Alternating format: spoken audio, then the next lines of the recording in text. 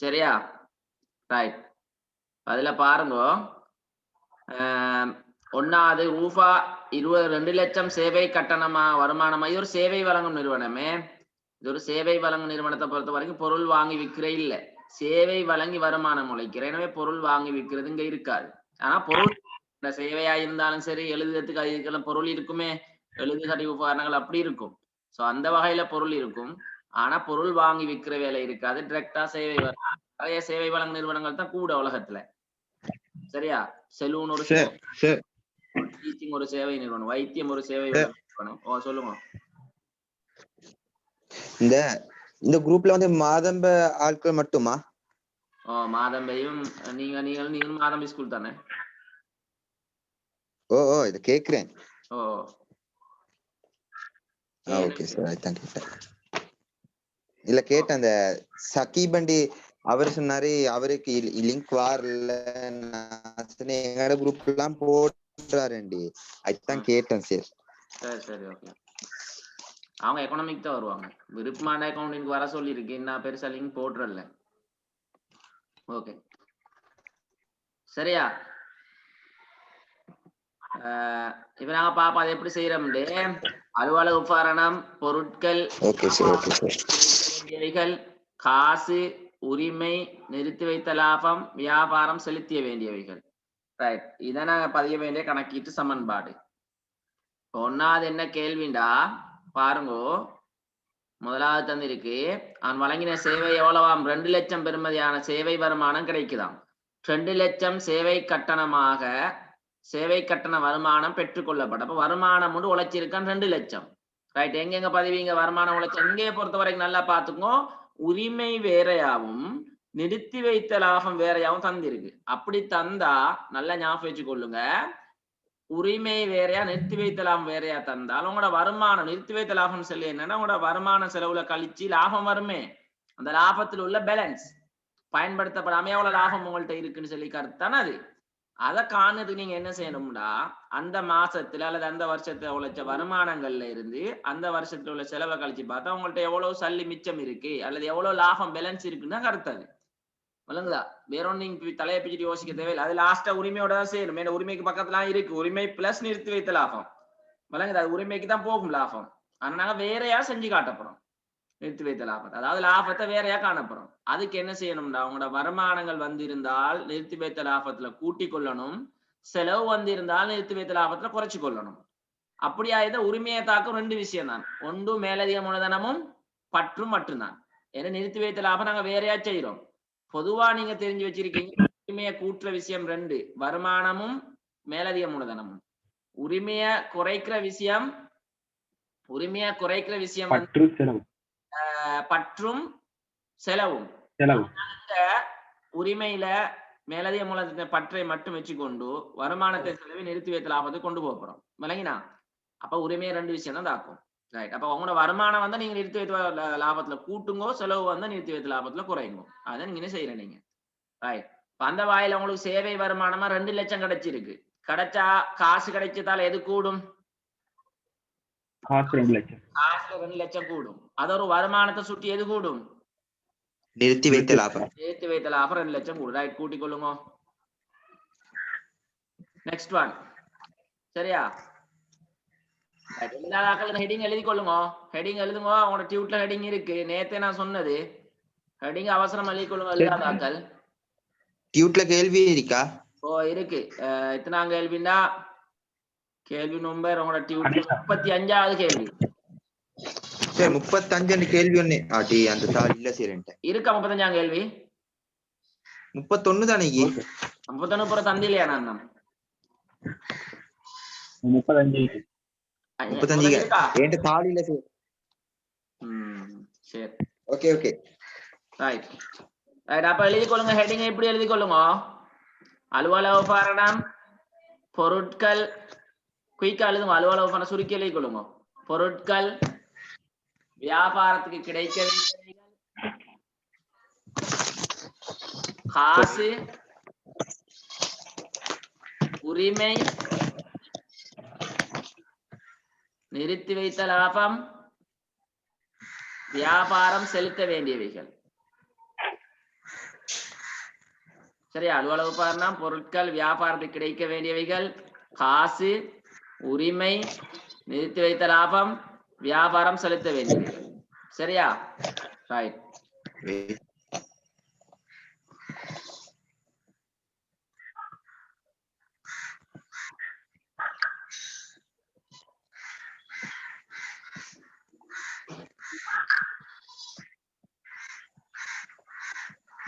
Finish. முடிஞ்சா கொஞ்சம் இருங்க சார். முடிஞ்சு. சரியா? அடுத்தாங்க எழுதிட்டீங்களா? அப்சால் சொல்லுங்க சார். எழுத தேவையில்லை, அப்படியே ஹெடிங்க பார்த்துட்டு இருக்க போல வழங்குது. எழுதுனா எழுதி நீங்க சார். செய்யுங்கோ, கணக்க செய்யுங்கோ. சும்மா இந்த இது நாம சேவை வளங்களுக்காக, இரண்டாவது சேவை வளங்களுக்காக பயன்படுத்திய இருப்புகளின் விலை 50,000. அப்ப 50,000 பெருமதியான இருப்பை பயன்படுத்தினா இருப்புல எவ்வளவு பொருள்? பெற்றுக்கொள்ளப்பட்ட நிறுத்தி வைத்த லாபத்திலே போட வேணும். ஓ, வருமானம் கிடைச்சிருக்கேன், வருமானம் ஒண்ணு கிடைச்சா நிறுத்தி வைத்த லாபம் தான். சரியா? வருமானம் ஒண்ணு கிடைச்சவையில நிறுத்தி வைத்த லாபத்துல கூடணும். ரைட்? ஓகே. பொருட்கள், உங்களோட பொருள் 50,000 பெருமதியான பொருள் பயன்படுத்தி இருக்கு, எனவே பொருள்ல 50,000 குறையணும். ரைட். பொருளை பயன்படுத்தினா என்ன அது உங்களுக்கு ஒரு 50,000 பெருமதியான பொருளை பயன்படுத்தினா ஒரு செலவு இல்லையா? இது சேவை வழங்கு நிறுவனமே, பொருளை விற்க இல்லை, உங்களோட சேவைக்காக வேண்டி. உதாரணமா செலூன்ல முடிவெட்டு நேரம் உங்களுக்கு தெரியும், கொஞ்சம் கிரீம் பூசுவான், கொஞ்சம் ஜெல்களை பூசுவான், அதெல்லாம் அவனுக்கு செலவு, பயன்படுத்திய பொருள், அது அவனுக்கு டிரெக்டா செலவே. பொருள்ல குறைச்சி நிறுத்தி வைத்த லாபத்துல குறையும், அது ஒரு செலவு அவனுக்கு. எனவே நிறுத்தி வைத்த லாபத்துல 50,000 குறையும் பயன்படுத்திய பொருள். சரியா? சேவை வழங்குற நிறுவனத்துல பொருள் வாங்கி விற்கிற இல்ல, ஞாபகம் வச்சுக்கொள்ளணும்.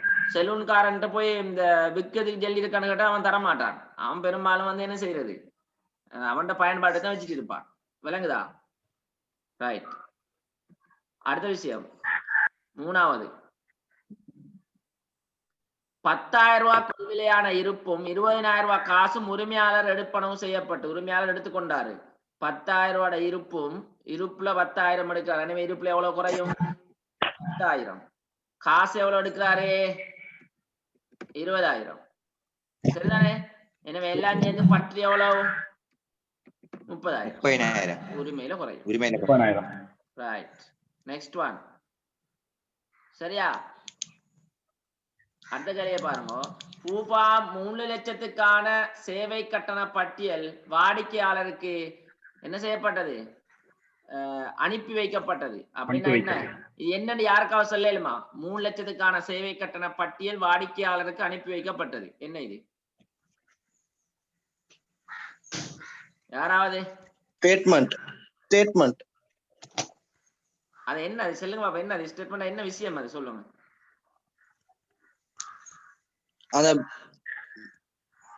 என்னென்ன பில், என்னென்ன செஞ்ச சேவைக்கான இது ஒரு பில் ஒன்று அனுப்பி இருக்கு. அப்படின்னா அவன் கடன் சேவை பட்டியல், பட்டியல்னா என்ன? அவன் சேவை காசுக்காக கொடுத்திருக்கு, கடனுக்கு சேவைய கடனுக்கு செஞ்சிருக்கான். இன்னும் சல்லி கிடைச்ச இல்ல, கடனுக்கு ஒரு சேவை செஞ்சாச்சு. எனவே எவ்வளவு வருமானம்? அது 3 லட்சம். 3 லட்சம் வருமானம் உள்ள சேவை ஒன்று கடனுக்கு தான் செஞ்சிருக்கு. பட்டியல் கொடுத்திருக்குன்னா கடன். இப்ப மின்சார பட்டியல் கிடைச்சிருக்குன்னா என்ன கருத்து? மின்சார பட்டியல் கிடைச்சி பில் என்ன செய்யல, இப்ப கொடுக்க அப்படித்தான் கருத்து. பட்டியல் வாரது வந்து கடனுக்கு தான், கடன் கொடுக்கல் வாங்குறது தான் பட்டியல் மூலாவணம். எனவே சேவை கட்டண பட்டியல் ஒன்று நீங்க கொடுத்து அனுப்பியிருக்கீங்க வாடிக்கையாளருக்கு, எழுதி கொடுத்திருக்கீங்க 3 லட்சத்துல சேவை உங்களுக்கு நான் வழங்கியிருக்கேன்னு சொல்லி. அப்படின்ற கருத்து என்னன்னா, உங்களுக்கு வருமானம் ஒன்று உழைச்சாச்சு நீங்க, ஓகே. ஆனா காசா வர இல்ல. அப்ப அது எதுல வரணும்? வியாபாரத்துக்கு கிடைக்க வேண்டியவைகள். கிடைக்க வேண்டியதுக்கு 3 லட்சம் கூடும், கிடைக்க வேண்டியது 3 லட்சத்தால கூடும். சரியா? ரைட். அது ஒரு வருமானத்தை சுட்டி எதுல கூட்டுவீங்க? நிறுத்தி வைத்த வருவாய். ஓகே. Next one. சரியா?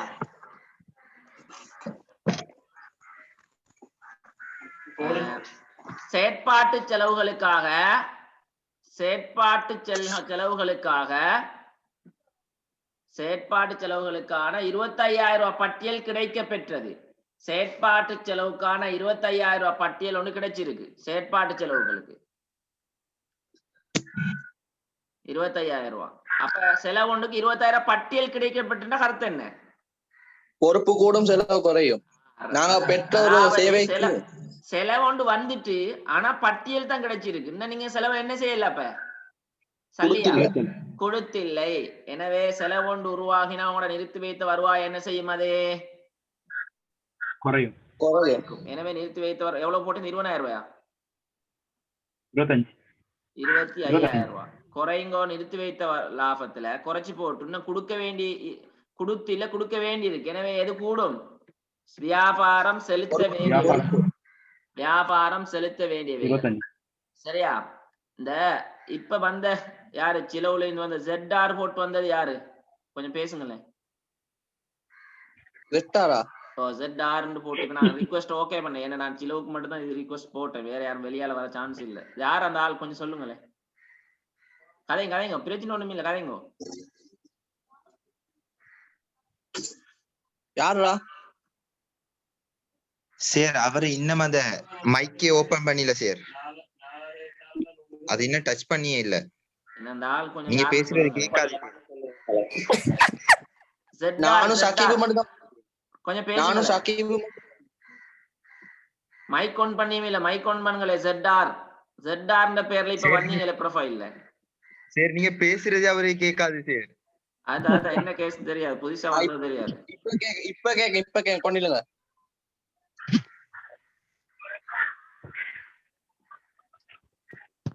இன்னும் கனெக்டிங் ஆகாது.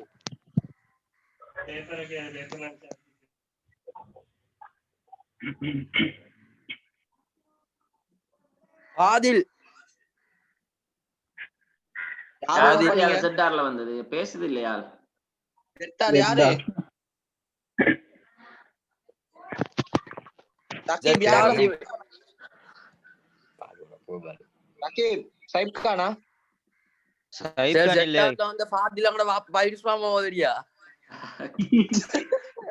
உங்களுக்கு அங்க போய் முட்டாட்டி வேலை இல்லையா இந்த அப்சால்? சரி பிரச்சனை இல்ல. நான் சொல்ல என்னண்டா வாராக்கள் அல்லாவுக்கா பேரை போட்டுவாங்க. பேரோட வாங்க. ஏன்னா நான் தெரியாதாக்கள் ரிக்வெஸ்ட் ஏற்றுக்கொள்றே இல்ல. ஜூம்ல குழப்பேலும் நிறைய. அன்றைய கிளாஸ குழப்பிட்டாங்க. செகண்ட் இயர்ல 2 நாள் தொடர்ந்து குழப்பிட்டாங்க. அதனால இப்ப அது ஒரு பிரச்சனையா போயிடுச்சு. யாரு சார் குழப்பினீங்க? அது செகண்ட் இயர் கிளாஸ்ல பெரிய கேஸா போயிடுச்சு. அது ஒற்றாம்புல கூடியமார் கிளாஸஸ் படிச்சே இல்லாதடா ஒருத்தர் 2-3 பேர் சேர்ந்து குழப்பிட்டாங்க. சரியா? அதனால பேரை போட்டு வர சொல்றேன். ரைட். இந்த 6வது விஷயத்துக்கு வாங்க. இப்ப நாங்க அதை பார்த்தோம். 6வது பதிவுக்கு வாங்க.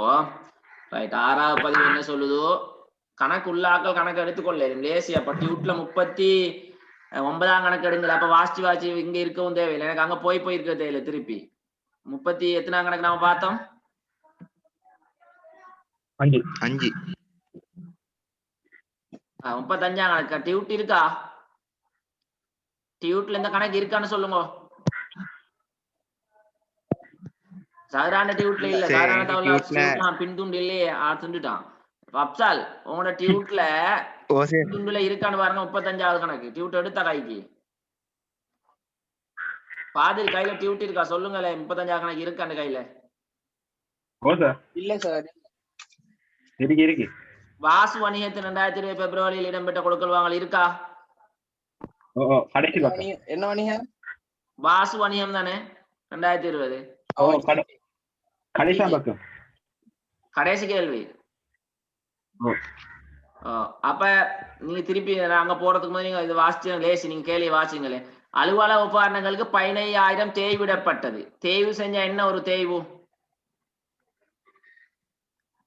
தேய்வு என்ன நிறுவனத்துக்கு வரும்? சார் இவன் சார் இவன் மாட்டி முட்டை சார். அந்த ஜெயித் சார். சவரான ஜெயித்தா தாய்க்கணும். லிங்க் கேட்டா லிங்க் அனுப்பினேன். ஜெயித் அவருக்கு தெரியாம பண்ணிருக்கிறாரு. வீடியோ புள்ள ஜெயித் கேமரா ஆஃப் பண்ணுங்க. கேமரா ஆஃப் பண்ணுங்க. சரி கொஞ்சம் இன்னும் ஜூம்ல புதிச்சு பழையனா சரியாயிரும். சரியா? ஜெயித் நான் கதைக்கிறேன் விளங்குதா? ஜெயித் கேமரா ஆஃப் பண்ணுடா ஜெயித் கேமரா ஆஃப் பண்ணு. யா அல்லாஹ் தரமாறா தகரா செல்ல பேசேடா எனக்கு பேசேலா நான் எப்படி பேசுறேன்? கோமானி ஜெயித் கேமரா ஆஃப் பண்ணு. ஜெயித் அவனுக்கு கேட்கவும் இல்ல. பாப்பா கேமரா ஆஃப் பண்ணுங்க. ஜெயித் கதைக்கண்டா அவன் நம்ம அன்மியூட் பண்ணல.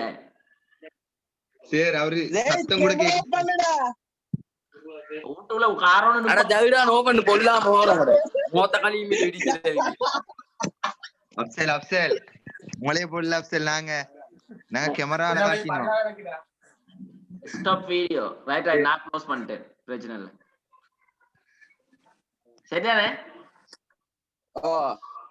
சரி நம்ம அவன் தான் ஓஃப் பண்ண மாட்டான் நம்மளா ஓஃப் பண்ணி விடுவோம் பாவமே. ரைட் ஜெயிது சொல்லுங்க. ஜெயிதுக்கு சொல்லுங்க ஜெயிதுன்னு பேர் போட்டு வர சொல்லி இல்லாட்டி மர ரிக்வெஸ்ட் ஏற்றுக்கொள்ள மாட்டேன். ஜெயிதுன்னு போட்டு வர சொல்லுங்க. நான் லிங்க் அனுப்பல.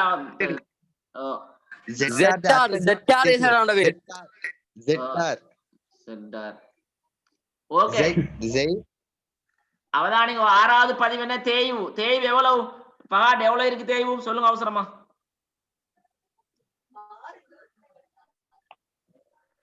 15,000 ரைட் 15,000 செலவு. ரைட் செலவை சுட்டி மோலாது இதுல கலிங்கோ இந்த நிறுத்தி வைத்த லாபத்துல. அப்புறம் தேய்து அலுவலக பரணம் தானே தேயும் நிலையான சொத்து. தேயிற சொத்து தேய் வேண்டாம் உரிமையிலான குறையும். செலவு நிறுத்தி வைக்கிறதா. சரி நாங்க செலவுகளையும் வருமானத்தை இப்ப எதுல அட்ஜஸ்ட் பண்ணிட்டு இருக்கோம்? உரிமையிலயா நிறுத்தி வைத்த லாபம்? நிறுத்தி வைத்த லாபத்துலாம் குறையும். நிறுத்தி வைத்த லாபம் ஒன்று தந்தா நாங்க உரிமையில அதை அட்ஜஸ்ட் பண்றோம் இல்ல அதனால நிறுத்தி. ரைட் அடுத்தது 7ஆம் பதிவு என்ன பாட் வாசிங்க குயிக்கா.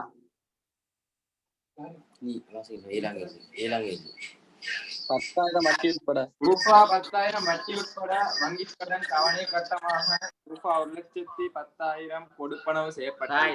அப்ப 10,000 ரூபாய் வட்டி உட்பட 1,10,000 ரூபாய் வங்கி கடன் கொடுத்திருக்கு. அப்ப உங்களோட காசு குறையும் 1,10,000. ரைட் அதுல வட்டி எவ்வளவு? 10,000 செலவு இல்லையா? உங்களோட செலவு அப்ப உண்மை வட்டி செலவு. அப்ப வட்டி செலவு வந்து உரிமை நிறுத்தி வைத்த லாபத்தை 10,000. சரி அது ஒரு செலவு. அடுத்த மத்த 1,00,000 என்ன?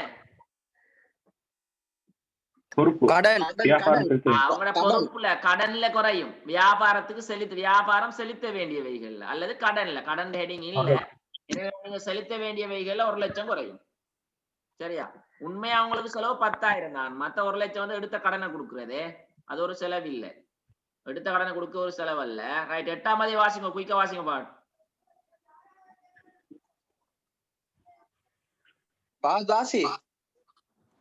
வழங்குனரிடமிருந்து ரூபா 60,000 கொள்விலையான இருப்புக்கள் கடன் அடிப்படையில் கொள்வனவு செய்யப்பட்டது. கடனுக்கு பொருள் வாங்கியிருக்கேன் 60,000. எனவே பொருள் கூடும் எவ்வளவு? 60,000. பொருள் 60,000 கூடும். வியாபாரம் செலுத்த வேண்டியவைகள் அல்லது கடன் கொடுத்தோர் கூடும் எவ்வளவு? 60,000. சரிதானே? ரைட் பொருட்கள்ல கூடும் 60,000. வியாபாரம் செலுத்த வேண்டியவைகள்ல கூடும் 60,000. ரைட் 9வது ரூபாய் 1,00,000 நியாயமான பெறுமதியுடைய அலுவலக உபகரணங்களை உரிமையாளர் மூலதனமாக ஈடுபடுத்தினார். மூலதனமா கொண்டு வரார். அப்படித்தானே? அப்ப 1,00,000 என்ன செய்யும்? அலுவலக உபகரணத்துல கூடும். அது மேல கிட்ட இதுல கூடும் உரிமையில 1,00,000 கூடும். Right next one. வாடிக்கையாளரிடமிருந்து 2,00,000 காசு பெறப்பட்டது. வாடிக்கையாளர் 2,00,000 காசு. 2,00,000 20,000 2,00,000 2,00,000 சார். சரி சரி ஓகே ஓகே 2,00,000 கிடைச்சது. சரியா? 2,00,000 சரி சரி 2,00,000 காசுல கூடுதோ? சைபர் ஒண்ணு அழிவட்டு சரி 2 லட்சம் தானே பாத்துடா பேப்பர் அழிஞ்சிரும். பள்ளியில கண்டா அவன்கிட்ட கொடுத்துருங்க சைஃபர். ரைட். வியாபாரத்துக்கு கிடைக்க வேண்டியவைகள்ல எவ்வளவு குறையும்? 2 லட்சம் குறையும். அப்படின்னா 2 லட்சம். கடன்பட்டோர் தர வேண்டிய விலை 2 லட்சம் குறைஞ்சிரும். விளங்கினா? வியாபாரத்துக்கு கிடைக்க வேண்டியதுல 2 லட்சம் குறைஞ்சி காசுல 2 லட்சம் கூடும். அப்ப இன்னும் வியாபாரத்துக்கு எவ்வளவு கிடைக்க வேண்டியிருக்கு பேலன்ஸ்? 1 லட்சம். 1 லட்சம் தான் கிடைக்க வேண்டியிருக்கு. சரியா? 10. கோஸ் ரைட். இந்த கூட்ட செலவான சார். இதான் 10. சரியா? ரைட். ஓகே, இப்ப வருமான கூட்டு செய்ய போறோம். வருமான கூட்டு செய்யறதுக்கு இந்த மாதிரி தடுமாற தேவையில்லை. எதை பார்க்கணும் இப்ப நாங்க வருமான கூட்டு செய்ய சொல்லுங்க பாப்போம்.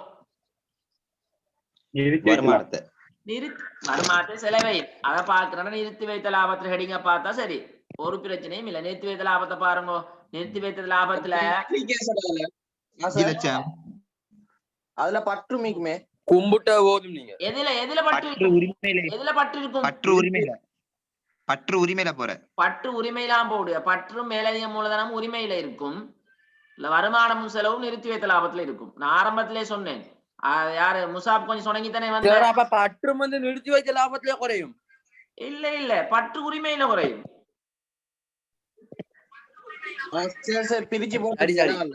விளங்கினா? நிறுத்தி வைத்த லாபம் வருமானத்தை செலவும் வேறையா கழிச்சு லாபம் காணத்துக்காண்டி உருவாயின ஒரு கோலம். அது நிறுத்தி வைத்த லாபத்துக்கு உங்களுக்கு சரியான விளக்கம் கம்பெனி படிச்சா கிடைச்சும், கம்பெனி கணக்குல. ஆனா இப்போ நீங்க தெரிஞ்சு வச்சுக்கணும். உங்களுக்கு இந்த நார்மலா கேள்வியில வரலாம். அதுதான் இப்பயே தந்திருக்கிறேன். சரியா? ஓகே. உங்களோட வருமானம் இருக்கு. நிறுத்தி வைத்த லாபத்தை கூட்டு விஷயம் எல்லாமே வருமானம். நிறுத்தி வைத்த லாபத்தை குறைக்கிற விஷயம் எல்லாமே என்ன? செலவு. எனவே உங்களோட வருமானம் இருக்கு 2. 1வது பதிவு 2 லட்சமும். சரியா? அடுத்தது எத்தனாம் பதிவு? 3 லட்சமும். 1ஆம் பதிவு 2 லட்சம் என்ன? தரகு வருமானம். செலவுனா வந்து அவன் சேவைக்காக வேண்டி செலவழிக்கிறதா? ஓ, சேவைக்கு வந்த செலவுகள். சரியா? சரி. ரைட். ஓகே, போடுங்க. உங்களோட வருமானம் 1ஆம் பதிவு 2 லட்சம். 3 லட்சம் என்னது? கடனுக்கு வழங்கிய சேவை. அப்படித்தானே?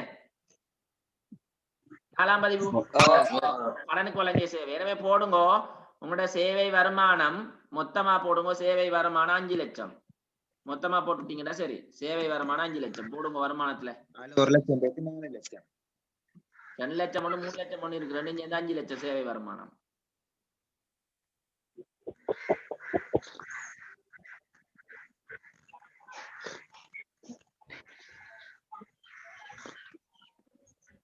சரியா?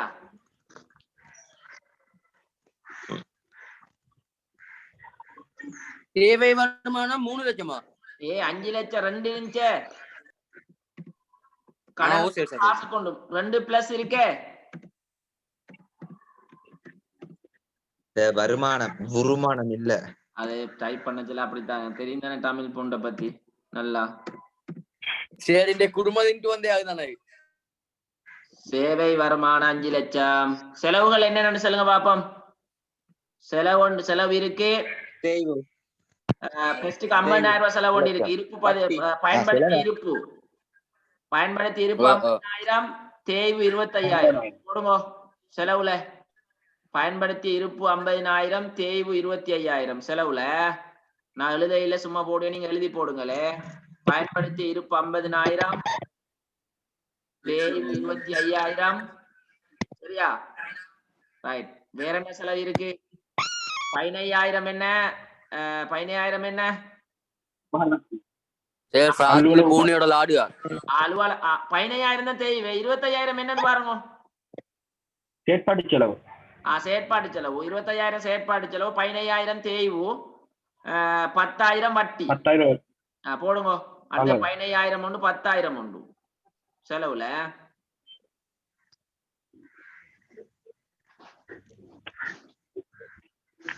சரியா? 15,000 10,000. ரைட். 50,000 ஃபர்ஸ்டுக்கு வந்த செலவு உண்டு. இருப்பு பயன்படுத்தியது. 25,000 செயற்பாட்டு செலவு. 15,000 தேய்வு. 10,000 வந்து வட்டி. வேற செலவு இல்லையே? இல்ல. அவ்வளவுதான். ரைட். இப்ப லாபத்தை பாருங்க. எனவே செலவெல்லாம் கூட்டினா உங்களுக்கு வரும் மொத்த செலவு வந்து ஒரு லட்சம் 80 90 100 1 லட்சம் 1 லட்சம். எனவே 5 லட்சத்துல 1 லட்சம் போனா உங்களோட ப்ராஃபிட் 4 லட்சம்.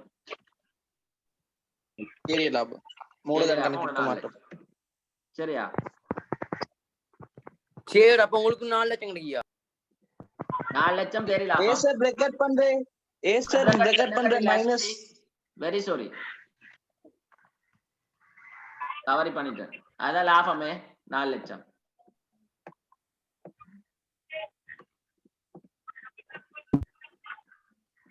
சரியா? அதான் வருமானம்.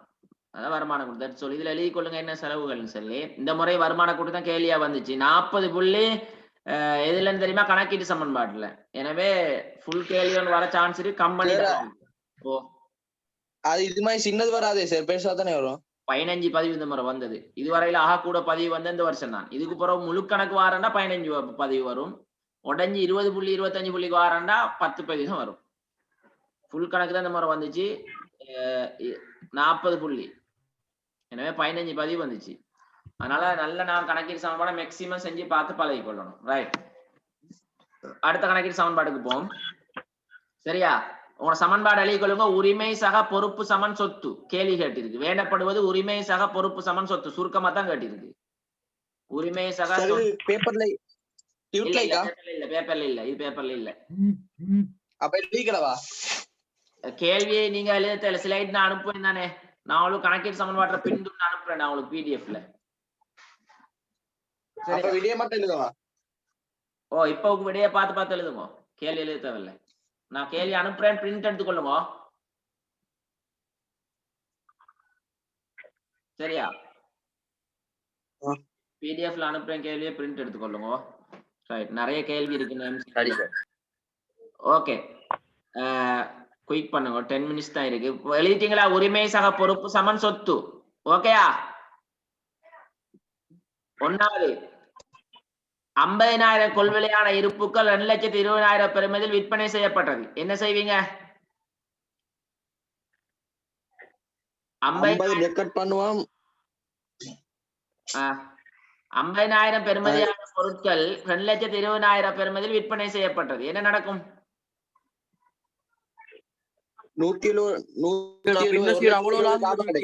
அது பிரச்சனை இல்ல. 50,000 விட பொருள் குறையும், பதிலா காசு வரும். 2,20,000 காசு வரும், சொத்து கூடும். எனவே உரிமை எவ்வளவு கூடும்? உரிமை 1,70,000. 1,70,000 உரிமை கூடும். சரியா? இருப்புல 50,000 குறையத்தால சொத்து 50,000 குறையும், காசு வாரத்தால சொத்து 2,20,000 கூடும். எனவே லாபம் 1,20,000 உரிமையை கூட்டும். சரியா? நெக்ஸ்ட் ஒன், 50,000 காசு உரிமையாளனால் எடுப்பனவு செய்யப்பட்டது. 50,000 காசு உரிமையாளர் எடுத்திருக்காரு. எங்க போடுவீங்க? சொத்துல உரிமையில குறையும். உரிமையில குறையும், சொத்துல குறையும். 50,000 ரைட், சொத்துல குறையும், உரிமையில குறையும். நெக்ஸ்ட் ஒன், கிளிக் ஆகுது இல்லையே. 1 லட்சம் கொள்விலையான இருப்புகள் 1,60,000 பெறுமதியில் கடனுக்கு விற்பனை செய்யப்பட்டது. அப்படியேதான் வரும். ஒன்னாம் பதிவு மாறியேதான். பொருள் 1 லட்சம் குறையும், கடன் பட்டோர் 1,50,000 கடன் 1,60,000 ரூபாய். கடன் பட்டோர் என்பது என்ன வரும்? சொத்து. அதுவும் சொத்தை சுட்டி கூடும். சரியா? ரைட். எனவே லாபம் எவ்வளவு? 60,000 ரூபாய் உரிமை கூடும். உரிமையில கூடும். ரைட், உரிமையில கூடும். நெக்ஸ்ட் ஒன், வாடிக்கையாளர்னால் 60,000 விற்பனை விலையிடுவதும் 30,000 ரூபாய் கொள்விலையுமான இருப்புகள் திருப்பி அனுப்பப்பட்டன. நல்லா பார்த்துக்கொள்ளணும். நீங்க 60,000 வித்த எவ்வளவு பெறுமதியுடைய 30,000 விலையுடைய பொருள் திருப்பி அனுப்பிட்டான் வாடிக்கையாளர் வித்ததுல. இப்ப சொல்லுங்க, சொத்துல 60 கூடி, சொத்துல 60 குறைஞ்சி 30 கூடும். நல்லா பாருங்க. 60,000 வித்த, ஆனா அதுல பெருமதி வந்து 30,000 ரூபாய். 30,000 பொருள் 60,000. சொத்துல 60 குறைஞ்சி 30 கூடும். அதுக்கப்புறம் உரிமையில 30 குறையும். உரிமையில 30 கூடி சொத்துல 30 குறையும். நான் சொல்ல பாத்துக்கோங்க. பொருள் எவ்வளவு திரும்பி வருகுது? பொருள் திரும்பி வருது 30,000. எனவே சொத்து 30,000 கூடும். சொல்லி பாருங்க. திருப்பி பாத்தீங்க சார். ரிவர்ஸ்ல பாத்தீங்கோ. இப்ப உங்களோட பொருள் 30,000 வருகுது. நீங்க வித்த கடன்பட்டோர் உங்களுக்கு தர வேண்டிய எவ்வளவு குறையும்? 60,000. 30,000 பொருள் 60,000 வித்த. அப்ப அந்த பொருள் 30,000 திரும்பி வரதால சொத்து 30,000 கூடும். கடன்பட்டோர் தர வேண்டிய 60,000 குறையும். எனவே உங்களோட லாபம் எவ்வளவு குறையும்? 30,000 குறையும். 30,000 லாபம். உட்திருப்பம். திருப்பி சொல்றேன், யாரும் கதைக்கிறாங்க, நான் திருப்பி சொல்ல பாத்துக்கோ. 30,000 பொருள் 60,000 வித்தது திரும்பிட்டான். அப்ப உங்களோட பொருள் 30,000 திரும்பி வரதால சொத்து 30,000 கூடும். கடன்பட்டோர் தர வேண்டிய 60,000 குறையும். அப்படின்னா சொத்து 60,000 குறையும். உங்களோட லாபம் மைனூல் லாபம் 30,000 உரிமையில குறையும். சரியா? ரைட். Next one. 40,000 கொள்விலையான இருப்புகள் உரிமையாளனால் எடுப்பனவு செய்யப்பட்டது. அப்ப என்ன செய்வீங்க? பற்று. உரிமையில 40,000 குறைப்பீங்க, சொத்துல 40,000. ஓகே. Next one.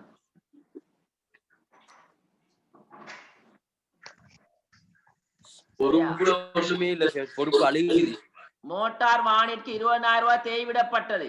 மோட்டார் வானிற்கு 20,000 தேய்விடப்பட்டது. தேய்வென்ன ஒரு செலவு இல்லையா? எனவே எதுல குறையும்? செலவு. உரிமையில குறையும். அதே நேரம் சொத்து 20,000 குறையும். மோட்டார் வாகனம் ஒரு சொத்து, சொத்துல 20,000 குறையும். சரியா? Next one. இன்னும் 5 மினிட்ஸ் தான் இருக்கு, முடிச்சு கொள்ளலாம் எங்களுக்கு. குயிக்கா செஞ்சா 7 நிமிஷம் இல்ல 5 தான் காட்டுது. ரைட். 1,10,000 இருக்குது. நீ பாட்டையும் படிச்சு இருக்குது. நம்ம 1,10,000 தருமதியான வாடிக்கையாளர், அவதானிங்கோ, 1,10,000 தர வேண்டிய வாடிக்கையாளர் 10,000 ரூபாய் கழிவு அனுமதித்ததன் பின் 1,00,000 தாராரு. நல்லா பாத்துக்கணும். அப்ப என்ன கழிவு அது? உரிமையில 10,000 குறையும். அது என்ன கழிவு? அது கொடுத்த கழிவு. எங்களுக்கு காசு கிடைக்குது வந்து, அவதானிங்கோ, காசு கிடைக்குது 1,00,000. அடுத்தது கடன்பட்டோர் தர வேண்டிய எவ்வளவு க்ளோஸ்? 1,10,000. கடன்பட்டோர் தர வேண்டிய 1,10,000 முடிஞ்சு. அதுல நீங்க 10,000 கொடுத்த கழிவு உங்களுக்கு ஒரு செலவு இல்லையா? கொடுத்த கழிவு ஒரு செலவு உரிமை. சரியா?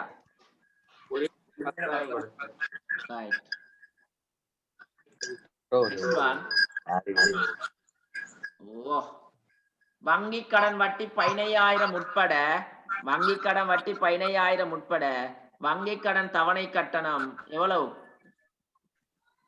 70,000 செலுத்தி இருக்கு. அதுல 15,000 என்ன? வட்டி செலவு. ரைட். வட்டி என்ன வரும்? செலவு. எனவே உரிமையில எவ்வளவு குறைப்பீங்க? 15,000. ரைட். உங்களோட காசுல குடுக்கீங்க 70, அப்படித்தானே? 70 குறைப்போம். ரைட். அப்ப உண்மையா உங்களோட அந்த 55,000 எங்க குறையும்? உண்மையா கொடுக்குற கடன் பொறுப்புல குறையும். உங்களோட கடன் குறையும், பொறுப்பு குறையும். உண்மையா 55 தான். நீங்க கொடுக்க வேண்டிய பொறுப்புல 55,000 குறையும். நீங்க 70,000 கொடுத்ததுக்கு அதுல 15 வட்டி ஒரு பொறுப்பு இல்லாத ஒரு செலவு. ரைட். 9வது பதிவு. 12,000 ரூபாய் கழிவு பெற்று, அந்த சவுண்ட் உள்ளாக்கள் கொஞ்சம் மிதினுங்களேன், மியூட் பண்ணுங்களேன். 12,000 கழிவு பெற்று கடன் கொடுத்தோருக்கு 80,000 ரூபாய் காசு கொடுப்பனும் செய்யப்பட்டது. நல்லா பாத்துக்கொள்ளுங்க. கடன் கொடுத்தோருக்கு நீங்க 80,000 ரூபாய் காசு கொடுத்திருக்கீங்க, 12,000 ரூபாய் கழிவு கிடைச்சிருக்கு எங்களுக்கு. அப்ப மொத்தமா கடன் கொடுத்தோருக்கு கொடுக்க வேண்டிய எவ்வளவு தொகை முடியுது? 92. கழிவு கடன் கொடுத்தோருக்கு 80,000 காசும் கொடுக்குறீங்க. அப்ப 80,000 காசு கொடுக்குறீங்க, கிடைக்கிற கழிவு 12ஓட சேர்த்து கடன் கொடுத்தோருக்கு கொடுக்க வேண்டிய பொறுப்பு எவ்வளவு முடியும்? உங்களோட 92,000 பொறுப்பு முடியும். ஞாபகம் வச்சுக்கொள்ளுங்க. இதுல பெற்ற கழிவு உங்களுக்கு என்ன வரும்? உரிமை ஒரு லாபம், வருமானம். எனவே உங்களோட காசு எவ்வளவு போகுது? 80. சரியா? Next one. அவ்வளவுதான். அவ்வளவுதானே? ஜனவரி மாதத்துக்கான வருமான கூற்று இப்ப நாங்க பக்கத்திலே செய்வோம். வருமான கூற்று ரைட். ஒன்னாவது வராது, ஒன்னாவது வருமா வரும். 2,20,000 பெறுமதியான பொருளை எவ்வளவு விற்கிறீங்க?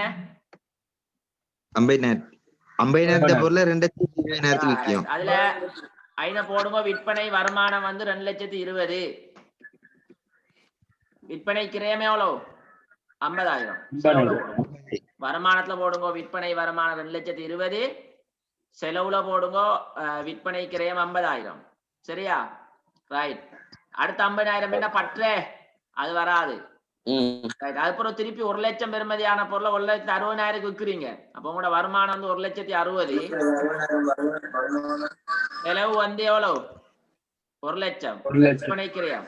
ஆனா உங்களுக்கு இப்படி செய்யவும் மேலும், இந்த ரெண்டையும் கூட்டி ஒரு அடி போடவும் மேலும். 3,80,000 வருமானம், விற்பனை வருமானம்.